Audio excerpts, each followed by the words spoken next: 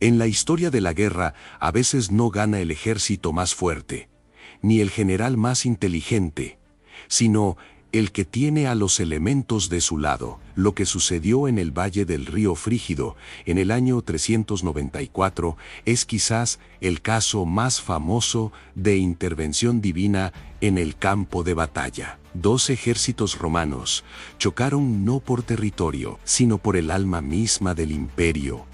Uno luchaba bajo la cruz de Cristo y el otro bajo la sombra de los viejos dioses paganos. Fue un combate brutal, donde, según las crónicas, el cielo mismo decidió atacar, desatando un viento asesino que cambió el curso de la historia para siempre. Parte 1.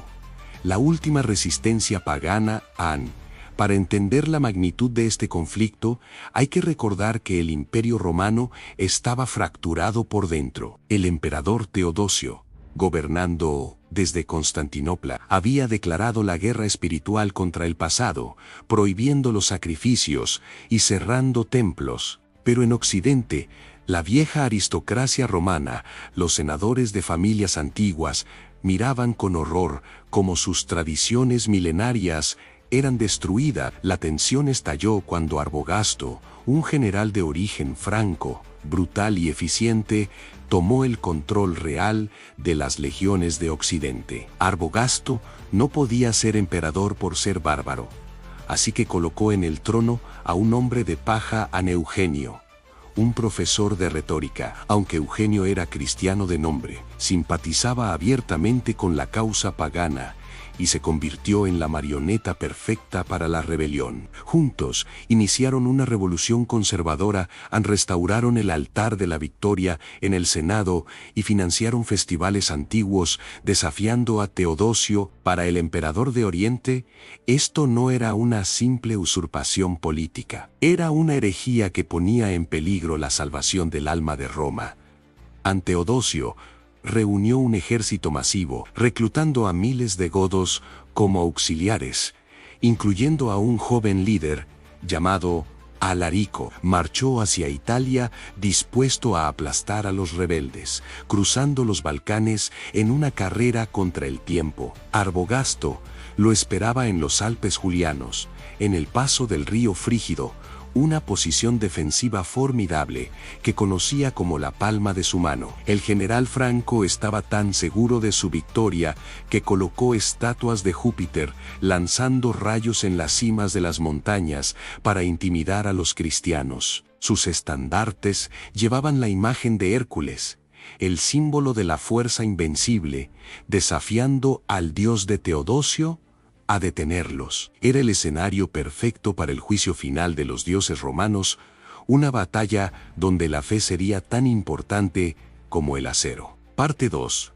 El día del desastre, el 5 de septiembre, los ejércitos se encontraron cara a cara en el Valle Estrecho. Teodosio, confiando en la superioridad numérica y en la justicia de su causa, cometió un error táctico grave. Ordenó un ataque frontal inmediato contra las posiciones fortificadas de Arbogasto, sin esperar a explorar el terreno. Envió a sus aliados godos en la vanguardia, usándolos cínicamente como carne de cañón para desgastar al enemigo y ahorrar sangre romana. Fue una decisión cruel que le costaría caro en el futuro, pero en ese momento resultó en una masacre absoluta para sus tropas. Los veteranos de Arbogasto, disciplinados y bien posicionados en las alturas, destrozaron las oleadas de atacantes sin piedad. 10.000 godos murieron en cuestión de horas, sus cuerpos llenando el valle y tiñendo de rojo las aguas heladas del río. El ataque de Teodosio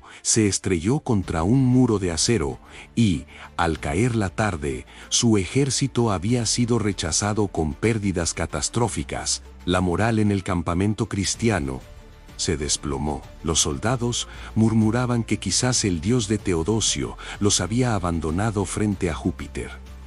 En el bando contrario, la euforia era total. Eugenio, convencido de que la guerra había terminado, empezó a redactar cartas de victoria. Se burlaban abiertamente de la impotencia del Cristo de los orientales y planeaban el desfile triunfal en Román-Jarbogasto. Siempre el estratega envió tropas para bloquear los pasos de montaña a espaldas de Teodosio, encerrándolo en el valle. El emperador cristiano estaba atrapado, rodeado, con sus mejores tropas muertas y sin esperanza de refuerzos. Esa noche, mientras los paganos celebraban con vino y cánticos a sus dioses, Teodosio se retiró a una colina solitaria. Se quitó su armadura imperial, se postró en el suelo y pasó toda la noche llorando y rezando. Golpeaba la tierra con sus puños, pidiendo un milagro, una señal que salvara su vida y justificara su fe ante el mundo. Parte 3.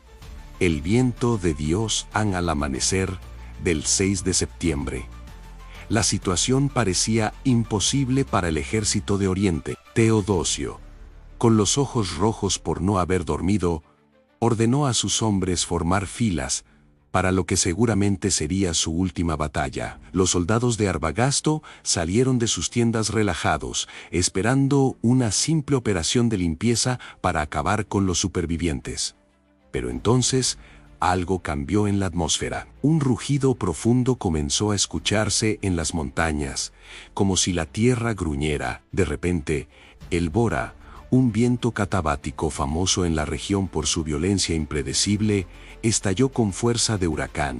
Pero no era un viento normal. Soplaba con una furia concentrada directamente desde la espalda de Teodosio hacia la cara del enemigo. Era un vendaval de más de 100 kilómetros por hora que levantaba nubes densas de polvo y arena. El viento golpeaba a las legiones de Occidente con la fuerza de un martillo físico, cegándolos por completo. Teodosio, viendo esto como la respuesta divina, gritó: «Dios está con nosotros», y lanzó a sus tropas al ataque. Lo que sucedió a continuación es legendario y desafía toda explicación física normal. Cuando los arqueros de Arbagasto intentaron disparar, el viento era tan fuerte que las flechas se frenaban en el aire. Las crónicas dicen que las flechas giraban y volvían hacia atrás, clavándose en los propios hombres que las habían lanzado. Los soldados paganos no podían abrir los ojos por la arena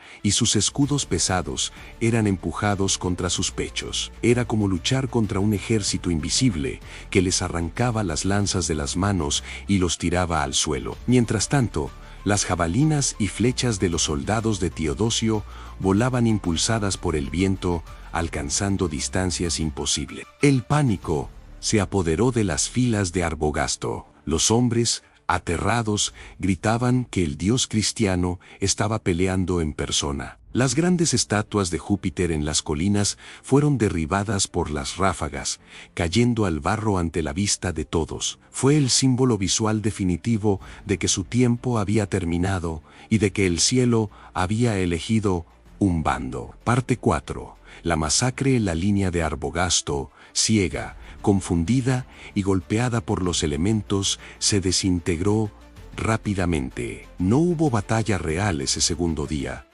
Hubo una cacería humana en medio de la tormenta. Los soldados de Occidente, incapaces de defenderse, rompieron filas y el caos se apoderó del valle. Algunos intentaron huir, pero el viento los empujaba hacia las espadas de los orientales que avanzaban implacables. Otros, viendo el poder sobrenatural en su contra, tiraron las armas y se rindieron en masa, pidiendo clemencia. Eugenio, que esperaba en su tienda las noticias de la victoria final, vio con horror cómo sus propios guardias entraban. No venían para protegerlo, sino para arrestarlo y entregarlo al enemigo como ofrenda de paz. Lo arrastraron fuera y lo llevaron ante Teodosio, tirándolo al barro a los pies del emperador. El profesor usurpador se arrodilló, suplicando por su vida, pero Teodosio no estaba de humor para la piedad. Ordenó su ejecución inmediata. Su cabeza fue clavada en una pica y exhibida ante las tropas para confirmar la victoria. Arbagasto, el arquitecto de la rebelión, logró escapar a las montañas, vagando solo y derrotado durante 2 días. Sabía que no había perdón para él. No después de haber desafiado al emperador y a su dios con tanta soberbia, comprendiendo que sus dioses lo habían abandonado o eran más débiles que el viento del enemigo, tomó la decisión final. Se suicidó cayendo sobre su propia espada, como un romano de la vieja escuela, prefiriendo la muerte al deshonor. Con su muerte, murió la última resistencia organizada del paganismo en el mundo romano. El valle del río Frígido quedó en silencio, cubierto de cuerpos y estatuas rotas, testigo mudo del milagro. Parte 5. El triunfo final, la victoria en el río Frígido, tuvo consecuencias sísmicas para la historia de Occidente. Teodosio unificó el Imperio Romano por última vez bajo un solo gobernante, aunque su salud estaba quebrada. Moriría apenas 4 meses después, dejando el imperio dividido para siempre entre sus hijos, Arcadio y Honorio. Pero el impacto religioso fue absoluto. La batalla fue interpretada como la prueba irrefutable de la supremacía cristiana. Los paganos, desmoralizados por el milagro del viento, aceptaron que sus dioses habían muerto o perdido su poder. Los templos fueron clausurados definitivamente. Los Juegos Olímpicos se prohibieron y el fuego de Vesta se extinguió. Sin embargo, hubo un costo oscuro en esta victoria divina que nadie vio venir en ese momento. Alarico y sus godos, que habían sufrido la peor parte de la matanza el primer día, se sintieron traicionados. Vieron cómo Teodosio sacrificaba sus vidas sin remordimiento, usándolos como herramientas desechables. Esa amargura sembró la semilla de la venganza en el corazón del joven líder godo. Apenas 15 años después de este milagro, ese mismo Alarico marcharía sobre Roma y la saquearía. Fue el principio del fin del imperio que el viento había salvado ese día en las montañas. Pero en ese momento, bajo el cielo tormentoso de los Alpes, nadie pensaba en el futuro lejano. Solo veían a Teodosio triunfante, el hombre que, con una oración, había convocado a la tormenta para destruir a los viejos dioses. Gracias por acompañarme al año 394 a revivir la batalla del río Frígido. Si te ha gustado esta historia increíble, no olvides suscribirte y darle like. Nos ayuda muchísimo a seguir trayendo estos documentales. ¿Y tú, crees que fue una intervención divina real o una casualidad meteorológica extraordinaria? Te leo en los comentarios. Esto fue Batallas Romana. Y ahora sí, me despido. Hasta pronto, generales. Nos vemos en el próximo combate.